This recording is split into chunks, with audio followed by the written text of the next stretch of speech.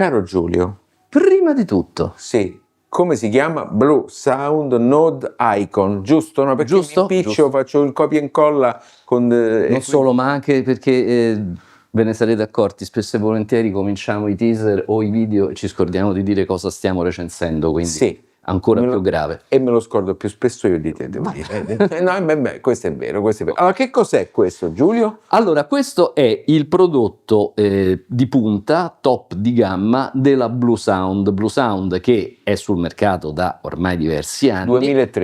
2013, con un sistema di piccoli DAC streamer multi-room molto pratici, molto essenziali, ma molto ben funzionanti, che hanno avuto un enorme successo anche grazie ad una app e un sistema operativo molto ben funzionante che è stato utilizzato poi su licenza ad esempio anche da NAD che fa parte dello stesso gruppo. parte dello stesso gruppo, per cui insomma da questo punto di vista sono molto bravi.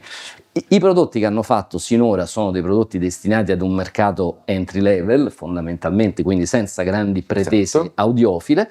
Forse voi ricorderete che noi anni or sono provammo un piccolo integrato, quindi una macchina piuttosto piccina con DAC streamer ma anche amplificatore a bordo. Questo qui invece è una macchina che non ha l'amplificatore, fa di mestiere il DAC, lo streamer, l'amplificatore per cuffia perché ha due uscite, Pensa che meraviglia. una di qua e una di là, ma ho letto anche perché lo fanno, poi te lo dico, Okay. e poi fa anche la correzione acustica ambientale, ma vediamo. Ma lo vedremo, non dire troppe cose. Allora www.audio2g.it o .com, subscribe, campanella, seguiteci, a tra poco, ciao.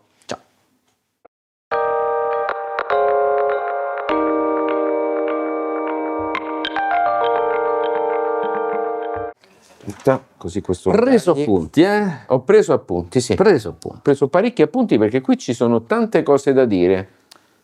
E da cosa vuoi cominciare? Voglio cominciare dal sensore di presenza, perché uno vede questo oggetto nero anche con un'aria un po' torva, cupa, sì. un po' cupa. In realtà quando passi la manina sopra si accende, lo state vedendo in overlay, questo piccolo centro di comando dove ci sono dei simpatici preset 5. Sono 5 bottoni ai quali tu gli puoi assegnare un compito quale che sia, un ingresso, suonare una playlist, gli puoi far fare quello che vuoi. quello che vuoi. Poi c'è volume più, volume meno, traccia avanti, traccia indietro, stand by. È carino che il volume prendi e abbassi e alzi trascinandolo È uno slider stile telefono cellulare. Esatto. E l'unico dubbio, per quel che mi riguarda, ma mi conoscete ormai, sapete la mia idiosincrasia nei confronti delle ditate, questo diventa il regno delle ditate e a me questa cosa mi turberebbe, ma vabbè.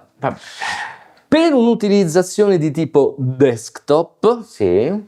che ben si accompagna a questo discorso del pannellino là sopra, perché certo dal divano non potete comandarlo, per un'utilizzazione di tipo desktop c'è anche un bellissimo display da 5 pollici, grande, molto ben organizzato. Non touch, ma meglio così, non ci stanno. Serve molto a poco, anche perché c'è una app con la quale fai tutto in modo molto semplice. Sì, l'app che state vedendo in overlay è anch'essa fatta molto bene. Potete attraverso l'app fare tutto, quindi potete selezionare la sorgente, potete selezionare la traccia, potete ascoltare le radio internet, ce ne stanno un'infinità, potete, li state vedendo adesso, andare ad accedere alle decine di piattaforme di streaming, al di là di quelle più conosciute, Qobuz, Tidal, Spotify, YouTube, ma ce ne sono una marea, quindi da questo punto di vista è completissimo.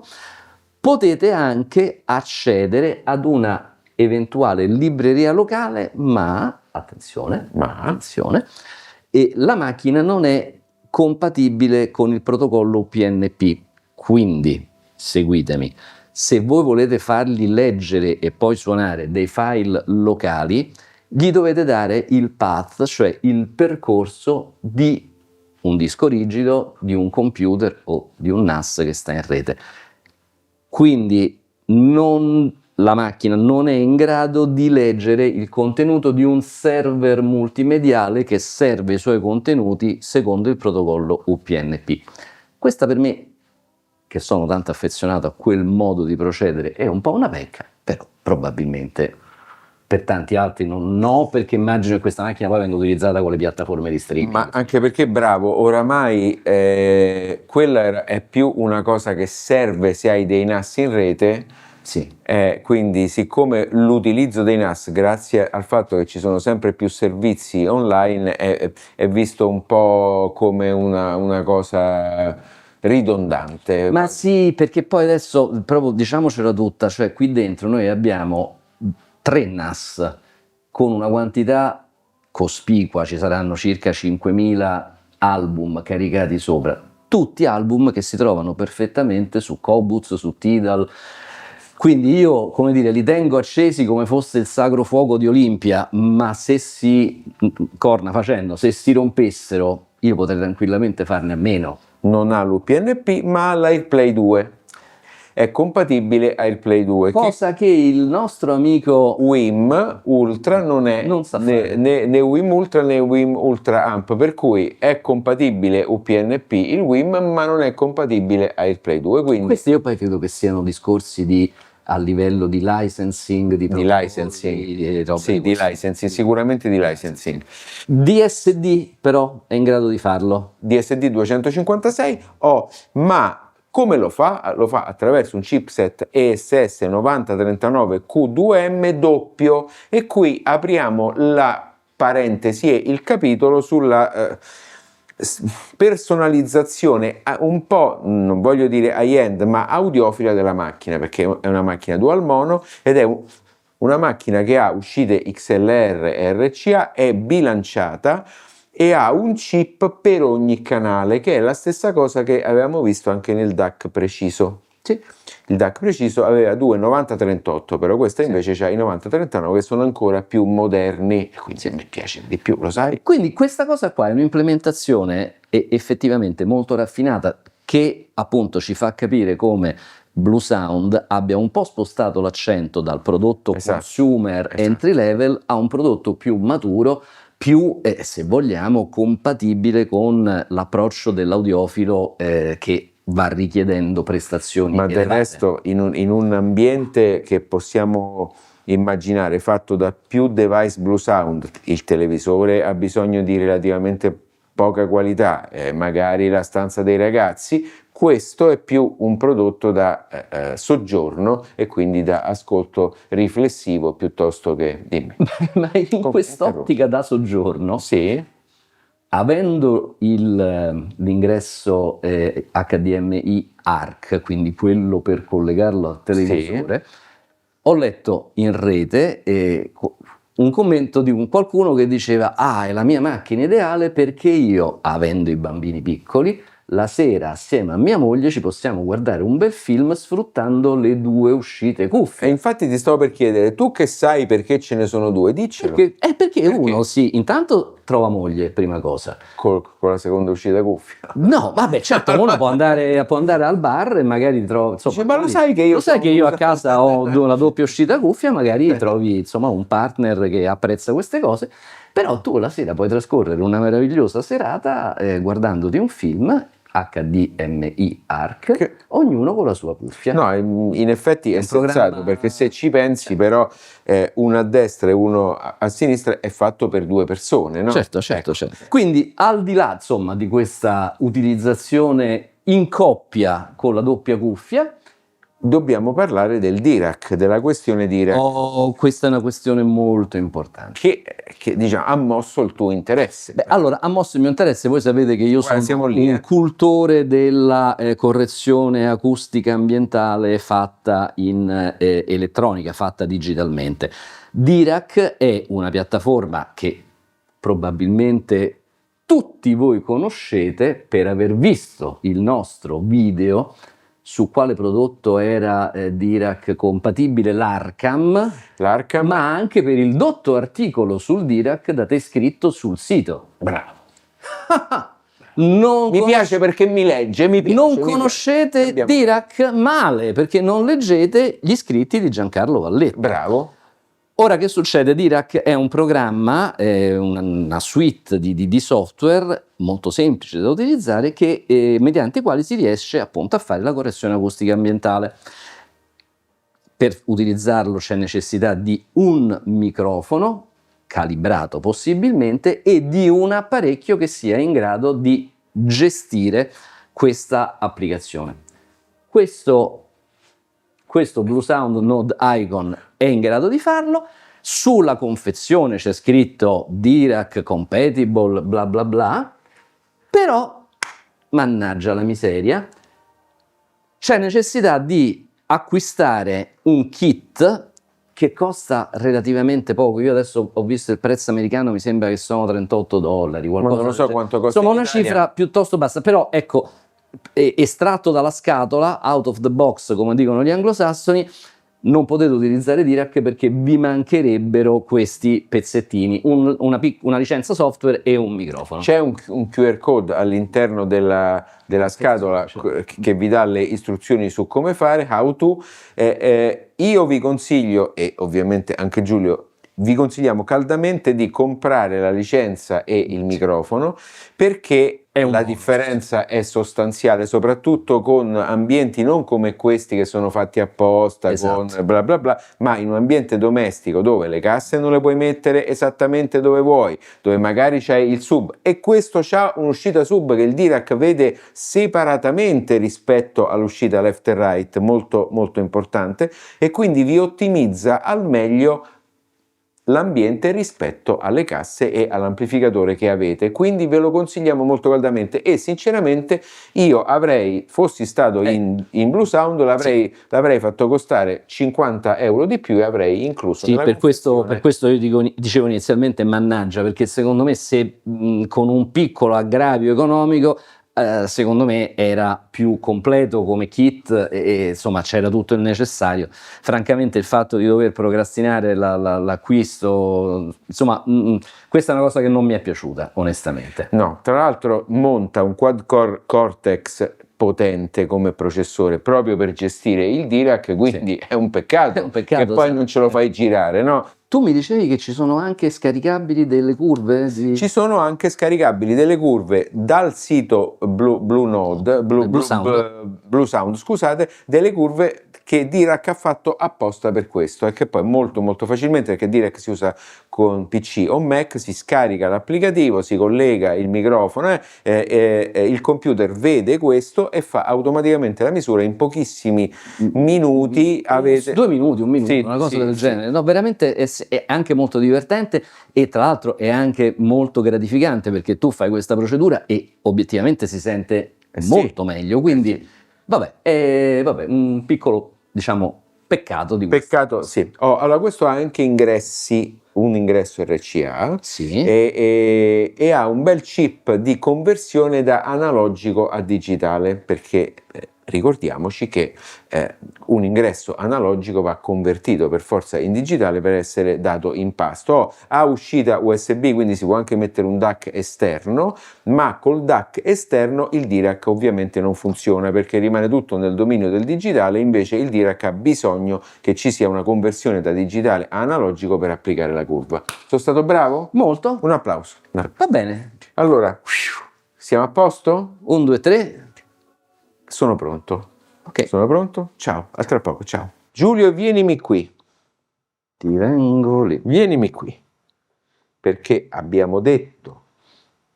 Ci sei? Ah, voglio. Abbiamo detto che Bluesound fa parte del gruppo NAD, e infatti guarda cosa troviamo qui. Proprio il marchio NAD. Questo deve essere un alimentatore. Sì. NAD, eccola qua. Questo deve essere un alimentatore in comune con la produzione di NAD.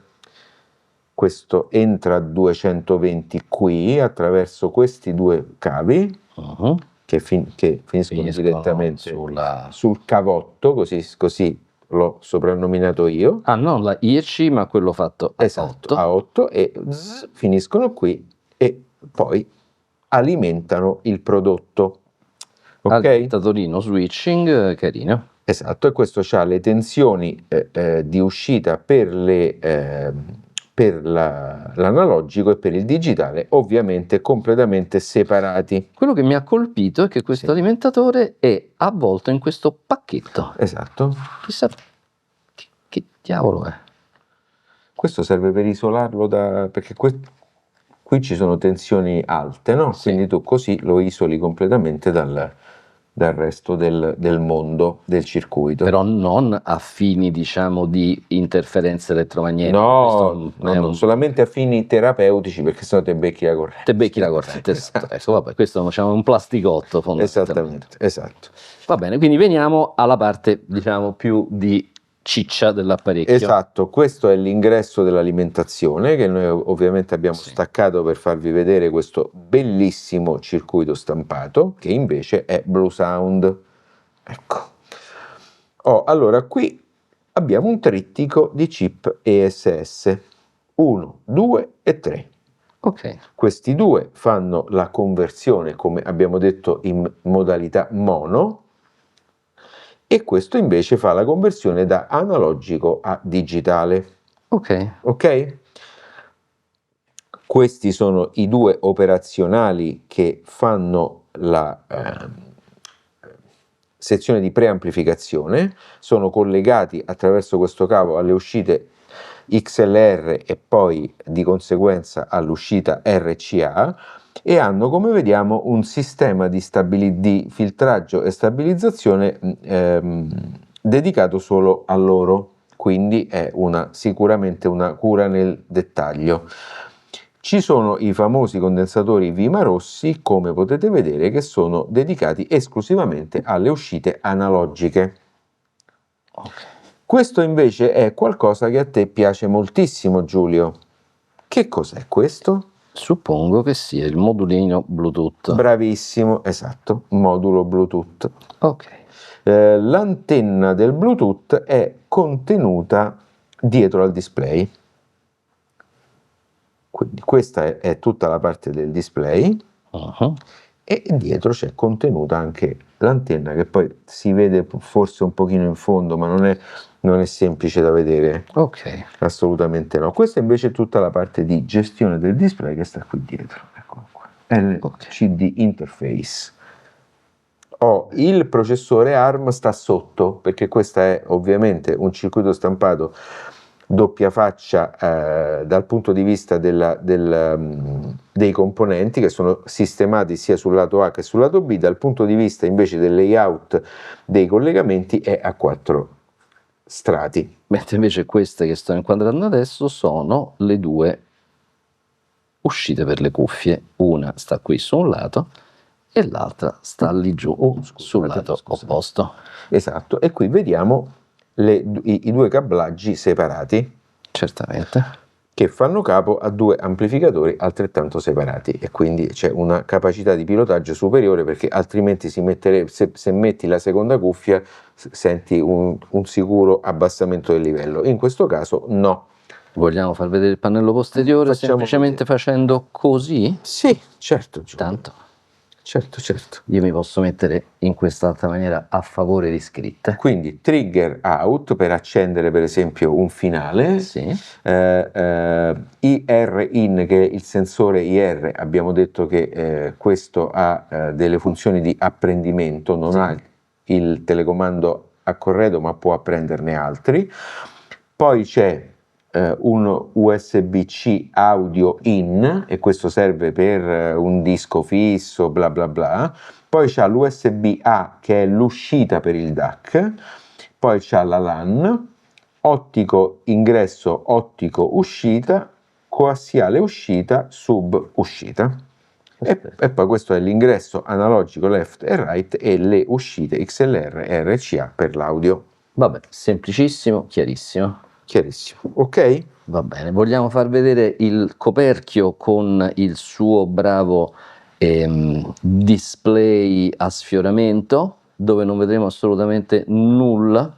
Eccolo qua, questo è il coperchio, infatti non si vede nulla, perché se è spento nulla si vede. Esatto. Giusto? Bravo. Dopo questa perla di saggezza. Questa pirla, sì, direi. Esatto. Andiamo Sì. Andiamo all'ascolto. Ci è piaciuto? Un prodotto che ha un valore aggiunto. Sì, decisamente. Ciao. Io sono un po' preoccupato. Perché? Sono preoccupato perché noi stiamo ascoltando da Amazon Music. Sì. Saranno 2 anni che Amazon mi scrive dicendo: hai una cosa non attivata. L'abbiamo attivata adesso. L'ho attivata adesso non vorrei che tipo mi parte un abbonamento ad Amazon Music. Chi lo sa? Vabbè. Allora, ci siamo scordati alcune cose. Ma dai, Che vorrei dire? prego. Non solo la compatibilità Bluetooth, Ma è vero. ma anche compatibilità Bluetooth bidirezionale, quindi vuol dire che è sia in grado di ricevere uno stream Bluetooth che di mandarlo a per esempio una cuffia. Ah, ok. Quindi, quindi se tu non sei già pago di mandare il file con il telefonino verso di lui, sì, puoi addirittura farti restituire su una cuffia wireless il segnale, però siccome le cuffie Bluetooth vanno tanto adesso, certo. Questa è una cosa estremamente sensata, anche perché, per esempio, stai vedendo la TV, sai di rompere le scatole a casa, ti metti la cuffia Bluetooth, questo sta sotto al televisore, quindi lontano, va bene. E sempre in questo ambito televisivo mi dicevi che? Bravo, che è compatibile Dolby Digital. Che vuol dire questo brevemente? Dillo tu, me l'hai spiegato, ma io Esatto, non penso di essere in grado di ripeterlo. Vuol dire che mentre se la gestione del segnale 2.0, le basse frequenze vengono spedite al sub ma prese dai segnali left e right, nel caso di compatibilità Dolby Digital e quindi 2.1 vuol dire che le frequenze spedite al subwoofer sono quelle che sono state effettivamente messe nella colonna sonora, che è una cosa completamente diversa, perché io lì ho l'effettivo punto 1 del 2.1, giusto? Giusto? No, giusto, nel senso me lo stai dicendo, l'ho scoperto stamattina, io sono totalmente ignorante in quell'ambito lì e quindi per me è una scoperta. È giusto. Non ha un telecomando, ma ha l'IR Learning, quindi vuol dire che se volete gli potete fare imparare un altro telecomando. Non so veramente a che cosa possa servire, visto che c'è l'app che funziona una meraviglia, ma c'è anche l'IR Learning. Ma andiamo alle note di ascolto, Giulio, perché questo si chiama ascolto e conclusioni. Ascolto e conclusioni, sì. Ecco. Dunque, per quanto riguarda le note di ascolto, io devo dire che l'oggetto mi ha un po' spiazzato, francamente.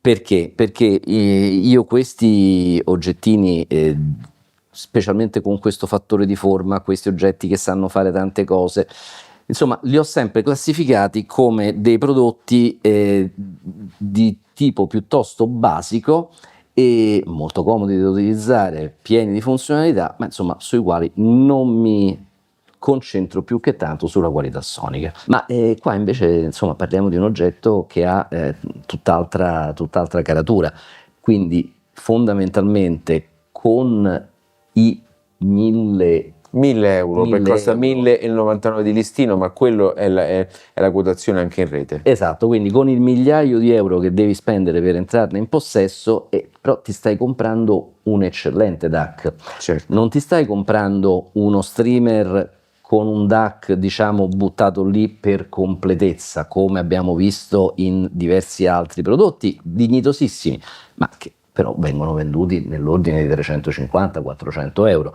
Qui è vero che stai spendendo 1.000 euro, ma stai comprando, ripeto, un DAC come Dio comanda. Peraltro, il fatto che ci sia l'architettura progettuale bilanciata consente di utilizzarlo con amplificatori bilanciati secondo questo tipo di collegamento, ed è quello che noi abbiamo fatto in questo momento con il Canor Virtus i3 e questo dà una marcia in più. Certo, e tra l'altro può essere collegato direttamente a diffusori amplificati con l'ingresso XLR e può essere anche collegato a un finale o a una coppia di finali e quindi fungere anche da pre. Rispetto a questo l'ingresso analogico RCA è molto ben convertito da un ADC sempre della ESS di alto livello, per cui diventa poi un preamplificatore a tutti gli effetti, no? Quindi ha un valore aggiunto che è quello della cura. Dice: perché devo spendere 1.000 euro piuttosto che spenderne 400? Perché stai comprando qui dentro un DAC di elevato livello che ti permette di fare un ascolto molto più raffinato rispetto a streamer che costano meno, la metà se non un terzo. E in quest'ottica, secondo me, si capisce anche, ad esempio, la compatibilità con il DSD 256, perché un DAC di questo genere è in grado di valorizzartelo, Certo. e quindi di farti apprezzare le caratteristiche tecniche di quel tipo di implementazione di file. Il suono com'è? È il classico suono, perché poi un po' questi DAC con l'SS di un certo livello di prezzo alla fine un po' si somigliano fra di loro. Il classico suono Sabre, quindi un suono abbastanza smooth, abbastanza morbido, piuttosto avvolgente, leggero quasi direi, e che si contrappone poi con il sound AKM che normalmente è un po' più spigoloso. Quello che Giulio ha apprezzato è che il filtro è fisso e quindi non si possono cambiare i filtri, e questo secondo me è una cosa molto intelligente. Due notazioni per quanto riguarda la macchina. Sì. La cui estetica a me francamente non fa impazzire, la trovo un po' lugubre, però questione di gusti. Vero è però che il display è piuttosto grande, e anche a distanza di divano, qui saremo a circa 2,5 metri, 3 metri di distanza dalla macchina, io riesco a leggere, con gli occhiali ovviamente, perfettamente il titolo della traccia e a vederne la copertina. Questo secondo me, rispetto a dei display francobollo che ci è capitato non di vedere, solo, ma se ci fai caso è proprio il filtro antiriflesso del display che è molto buono, perché non riflette sì. le luci esterne, quindi ti permette poi di leggere facilmente. Poi è luminoso, c'è la regolazione della luminosità, quindi sì. riesce a metterlo in una maniera tale che si vede, e insomma secondo me questa è una bella cosa. No, anche perché normalmente il display ti sta antipatico a te, invece questa volta vedi. No, mi sta antipatico perché mi dà fastidio l'idea di star pagando un oggetto che non posso utilizzare e sapere anche che quell'oggetto magari va un pochettino a discapito della qualità sonica, quindi cornuto Certo. e mazziato. Esatto. In questo caso qua invece almeno si vede e a qualcosa serve. In questo specifico momento stiamo ascoltando con Roon. Perché? Perché l'oggetto è Roon compatible, quindi Roon lo ha riconosciuto, gli ha messo tutti i suoi bravi preset e va bene così. Una cosa non abbiamo detto, Sì. è MQA compatibile, e qualcuno potrebbe anche legittimamente dire: chi se ne frega? No, perché è uno dei primi apparecchi MQA compatibili della nuova gestione, New generation di MQA, cioè da quando è stato acquistato dalla Lenbrook, mi pare, e è uno dei primi apparecchi che incorpora una nuova, diciamo, incarnazione di MQA che punta moltissimo sul timing. Cioè, dal punto di vista della comunicazione, loro tendono a dire che questa implementazione di MQA è molto attenta alla ricostruzione temporale. Ora sarà forse suggestione, magari sì lo è, però un paio di tracce che io ho mandato in formato MQA che sono state riconosciute sembravano effettivamente, come dire, caratterizzate da un bel timing. Un'ultima cosa che non abbiamo detto, molto importante però, è che collegato ha immediatamente fatto una software update che evidentemente doveva fare.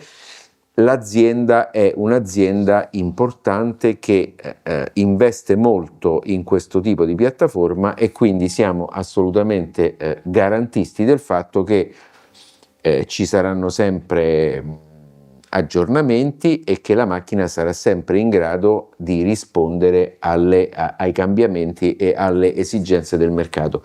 Questo lo dico perché non tutti gli streamer sul mercato possono vantare lo stesso tipo di assistenza, no? Benissimo, io avrei concluso. Assolutamente sì. Il prodotto è piaciuto. Bene. A te è piaciuto, Giulio? Molto. Allora, www.audio2g.it o .com, subscribe, campanella, andatevi a leggere per cortesia l'approfondimento sul Dirac e fateci pubblicità. Ciao!